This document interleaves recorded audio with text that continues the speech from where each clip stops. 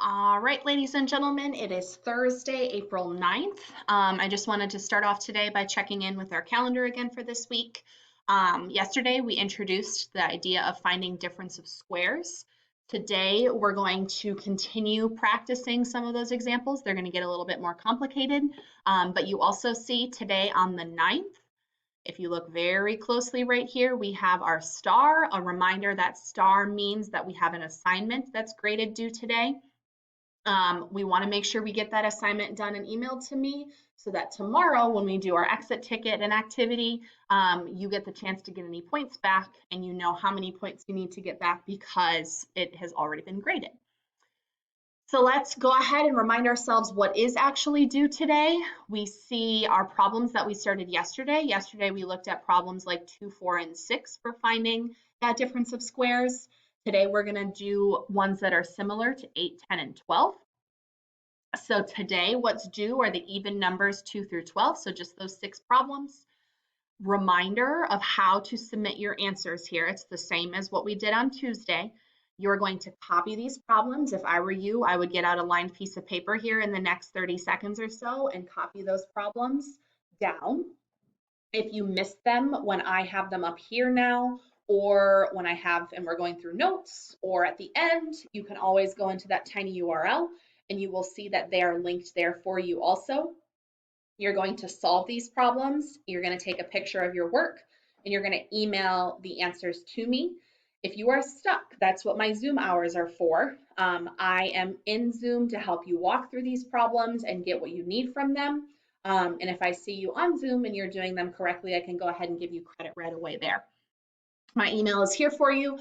Make sure you get that jotted down at some point. I'll bring this screen back up at the end of our video today after we go through a couple more examples.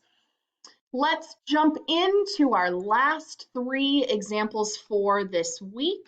We went through the odd problems 1, 3, and 5 yesterday, and today we're going to go ahead and we're going to work through these even problems and starting with number 7. So we're going to remind ourselves of our general formula that we're thinking about. We know we have something in our parentheses that's being added to something else, usually a number. And we're going to multiply that when we're finding that difference of squares by something that is being subtracted in our parentheses. So first thing I'm going to look at is my first term, and I need to figure out how can I break up all of the parts of this first term. So let's start with the letter because we know that is really easy.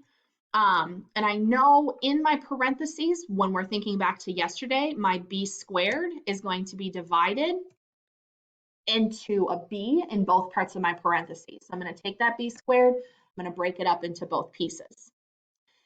I also see, so I'm done with the b, I'm going to actually go ahead and I'm going to put a little like line through my b squared so I know that I'm done.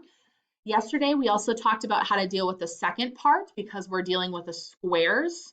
I see that minus sign, so I know I'm good to go in order to take my square root. So I'm going to take that square root of 100, and I know the square root of 100 is 10.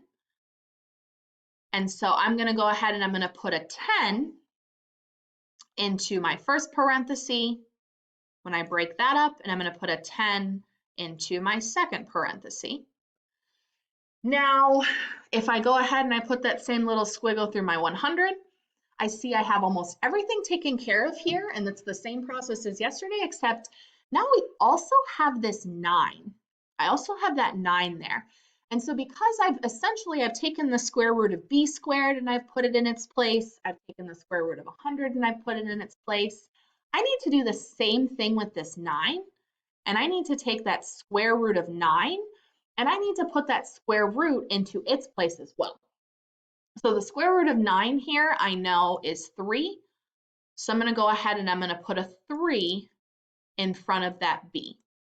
So now if I would FOIL this, if I would take my first times my outside times my inside times my last, I would get the answer 9b squared minus 100. So all I did here in my factoring is I took this polynomial and I split it up into and separated it into its 2 different factors.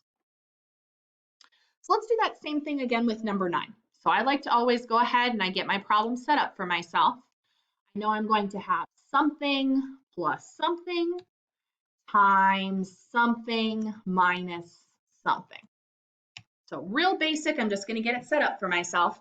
I see here that my letter that I'm going to deal with in that first term, if I take that square root of that a squared, I'm going to have an a in both pieces of my parenthesis. I also see then that I can deal with taking my square roots because I have that minus sign, so I don't have any prime factors here.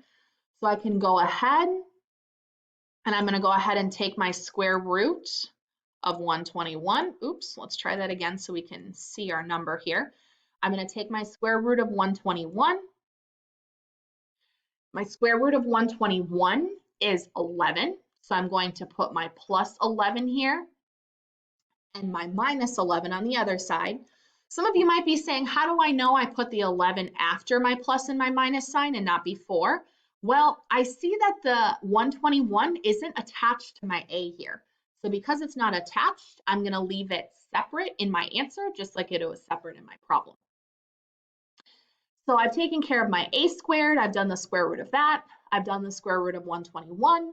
And now the last piece I need to take care of is my square root of my 16 because I see there's a number in the front. My square root of 16 is 4. So I'm going to put that 4 in front of my A, my 4 in front of my A. So all I'm doing is I'm looking to split up every single component of my problem by taking its square root, which is why it's called the difference of squares. Number 8 looks just like the two problems that we looked at here together, but number 10 and 12 are going to get a little trickier. So let's look at our example problem together so we know how to kind of tackle that problem. So because I am still following this difference of squares, I know I'm going to have something plus something times something minus something else. Oops. So I'm going to go ahead and just get my problem set up because regardless of what numbers I have, they're going to look the same. My formula tells me to start with my letters first. So I see an h squared. So I know I can plug an h into the first part of each of my parentheses. Now, I don't put an H, notice how my H doesn't go in the second part. This is not correct. My H is not going to go in the second part of my parentheses because if it's in the first part of our problem, it needs to go in the first part of our answer. Now, this problem gets a little bit different because before I even deal with any of my numbers, I see that, yes, I took care of my H's, but I see that there's actually another letter here that I should deal with first, because in all my other examples, I did all my letters first. So here I have also this G squared. So I'm going to split up this G squared the exact same way that I split up my H. And I'm going to go ahead and I'm going to put a G in each of the second parts of my parentheses, because if I take that square root of G squared, it's going to leave me with a G in both pieces. Now the last piece I need to take care of are my numbers. So I see the very first part of my problem, which is going to fill in because it's connected with my H's, is that 4. So I'm going to go ahead and I'm going to take my square root of 4. Square root of 4 is going to give me a 2. Because the square root of 4 is 2 and it's connected with my H's, I'm going to keep the 2 connected with my H's in my answer. So I have 2H. I know I don't have a prime answer because I have that subtraction. So the last thing I'm going to do is take that square root of 25. Square root of 25 is 5.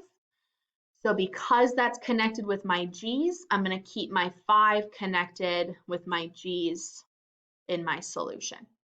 So I have 2H plus 5G times 2H minus 5G. And remember, if we go ahead and FOIL these guys, if we multiply our first, outside, or inside, and our last, and then combine our like terms, we're going to get the answer that we originally started with. So we're just breaking down these polynomials into their two separate pieces here.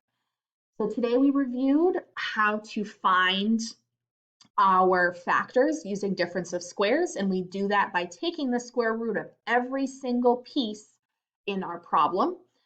This is a reminder to you that we have our odd numbers are done on our paper, so you're going to be taking a picture and submitting even numbers 2 through 12 to me. We started them yesterday. You're finishing them up today. When you're done, you've taken a picture and you're going to email them to me.